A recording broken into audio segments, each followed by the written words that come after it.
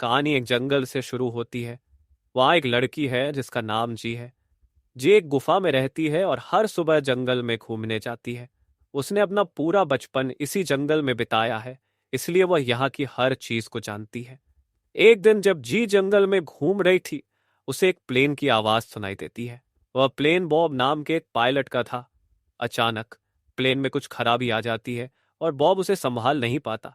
देखते ही देखते उसका प्लेन गिरकर तबाह हो जाता है। जी जब प्लेन के पास पहुंचती है तो अचानक एक बड़ा धमाका होता है और पूरा जंगल गूंज उठता है। कुछ दिनों बाद रायसेन नाम का एक लड़का कहानी में आता है। वह एक पायलट के पास जाता है जिसका नाम हैरी है। रायसेन बताता है कि उसका दोस्त बॉब लापता हो गया है और वह उसे खोजने जंगल जाना चाहता है। हैरी पूछता है कि बॉब कौन है, तो रायसेन बताता है कि बॉब भी एक पायलट था। हैरी जो बॉब को जानता था, रायसेन की मदद करने के लिए तैयार हो जाता है। फिर रायसेन और हैरी एक प्लेन में बैठकर जंगल की ओर उड़ान भरते हैं। काफी समय बाद वे एक खुले मैदान में प्लेन उतारते हैं, क्योंकि आगे घना जंगल था और वहां उतरना मुश्किल था। जब दोनों प्लेन से उतरते हैं और सामान निकालने लगते हैं, तभी कुछ जंगली लोग उन्हें देख लेते हैं। इस जंगल में एक आदमखोर कबीला भी रहता है जो बाहरी लोगों को मारकर खा जाता है। अब उन्हें इस खतरे का सामना करना होगा। जब हैरी प्लेन के पास रुकने वाला था, रायसेन जंगल के अंदर जाना चाहता था। उसे पता था कि बॉब किसी खजाने की तलाश कर रहा था और वह खजाना जंगल के बीच में था। रायसेन आगे बढ़ता गया। तभी कुछ जंगली लोग उस पर हमला कर देते हैं। हमले में रायसेन की बंदूक गिर जाती है और वह अपने चाकू से उनकी रक्षा करने लगता है। जी भी वहां आ रही थी और उसने देखा कि रायसेन अकेले ही लड़ रहा है। उसकी जान खतरे में थी, इसलिए जी ने उसकी मदद करने का फैसला किया। जी तेजी से जंगली लोगों पर हमला करती है। इस बीच रायसेन ने अपनी बंदूक उठाई और जंगली लोगों की तरफ गोलियां चलाने लगा। बंदूक देखकर जंगली लोग डरकर भागने लगे और मैं सबसे ज्यादा गुस्सा जी पर आया, क्योंकि उसने रायसेन की मदद की थी। जंगली लोगों के जाने के बाद रायसेन जी को अपना नाम बताता है।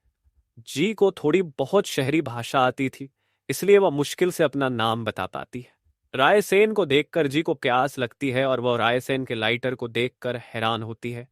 रायसेन उसे लाइटर के बारे में बताता है और फिर बॉब के प्लेन के बारे में पूछता है। जी उसे प्लेन तक ले जाती है। जब वे प्लेन के पास पहुंचते हैं तो रायसेन समझ जाता है कि बॉब का हादसा हुआ था। वह जी से बॉब के बारे में पूछता है और जी उसे बॉब की लाश दिखाती है।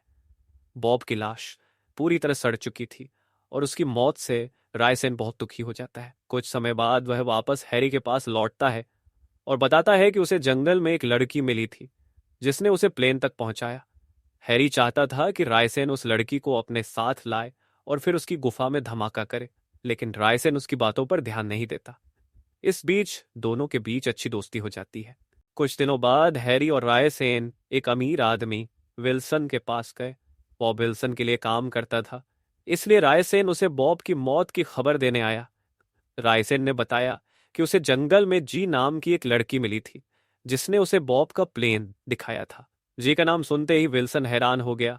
विल्सन ने बताया कि कई साल पहले वह भी पायलट था। एक बार उसका प्लेन जंगल में खराब हो गया था और उसके साथ उसकी पत्नी और 5 साल की बेटी भी थी। वे जंगल में कई दिन भटकते रहे और उन्हें एक गुफा में खजाना मिला। जब वे खजाना लेकर लौट रहे थे तो कुछ जंगली लोग उनके पीछे लग गए।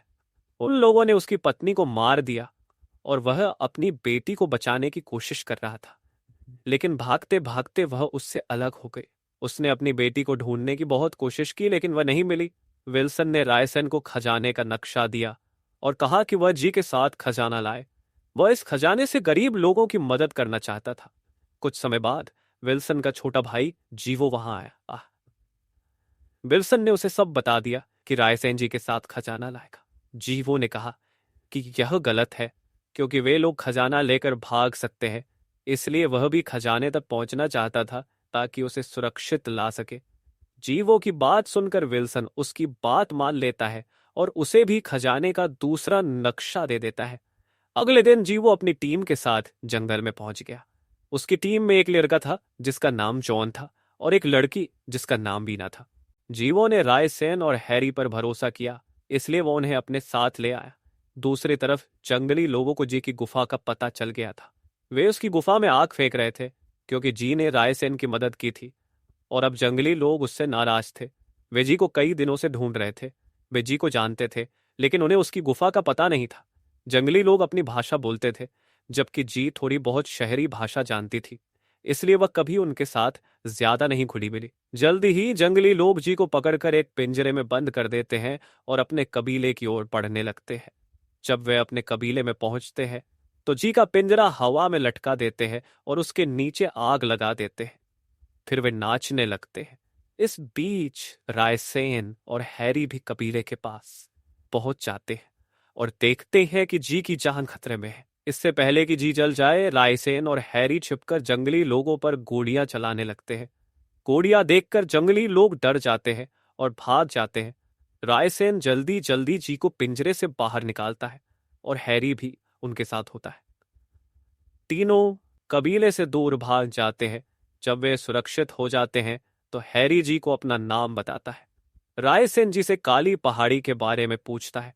उसके पास नक्शा जरूर था, लेकिन वह चाहता था कि जी की मदद से जल्दी से खजाने तक पहुंचे। जी ने उस पर विश्वास करना शुरू कर दिया और उसे काली पहाड़ी की ओर ले चलती है। काली पहाड़ी में एक गुफा थी और उसी गुफा में खजाना था। उधर जीवों की टीम भी आगे बढ़ रही थी। जी ने अपने नए दोस्तों को काली पहाड़ी दिखा दी थी, जिसे देखकर वे उसकी तरफ बढ़ने लगे थे। जी का बचपन जंगल में बीता था, इसलिए वह काफी चलने के बाद भी थकी नहीं थी। जब जी और उसके दोस्त पहाड़ी पर चढ़ रहे थे तब उनके बाकी साथी थक गए थे।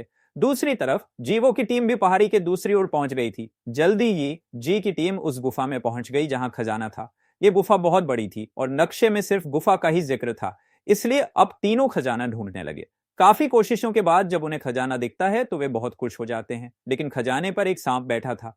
रायसेन ने हिम्मत दिखाते हुए पहले सांप को दूर फेंका और फिर गोलियां चलाकर उसे मार दिया।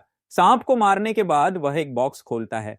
बॉक्स में बहुत सारे हीरे थे, जिन्हें देखकर दोनों दोस्त खुश हो जाते हैं।